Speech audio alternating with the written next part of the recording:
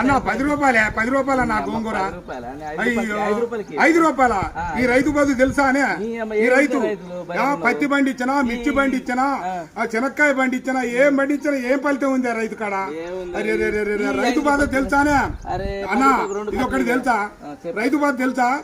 నేను పంట పండించిన రైతు పత్తి ఏ ఫలితం లేకుండా రైతునయ్యి పుట్టినాను, రైతునయ్యి పెరిగినాను, రాయినయ్యి నేను పుడితే రంది లేకుంటుందునయ్యా.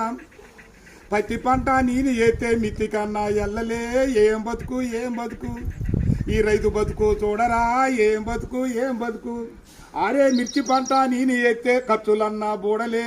ఏం బతుకు ఏం బతుకు ఈ రైతు బతుకు, ఈ బతుకు నేను బతుకాను. పల్లెరుగా ఎల్లో పలుగురాల చేనుకాడ పాములు తెల్లల్లా తిరిగి, ఎద్దులాగా ఎద్దు నాగి, వానగుంటల నీళ్లు దాగి, ముళ్ళ కంచాలెక్కి దూకితే గడ్డి మోపే, గొంగడాయే పెంటగడ్డే పక్కల ఎత్తుని. అమ్మ బతుకు ఏం బతుకు ఏం బతుకన్నా? ఈ రైతు బతుకు ఏం బతుకు? అయ్యా 5 రూపాయలు అడుగుతాను. 6 నెలల బట్టి సాదుకొని నీ ఇంటికి వచ్చి బండి 5 రూపాయల కోసం అడుగుతావు. ఈ రైతు బతుకు ఎక్కడైనా చూసుకోలేవా? అయ్యయ్యా.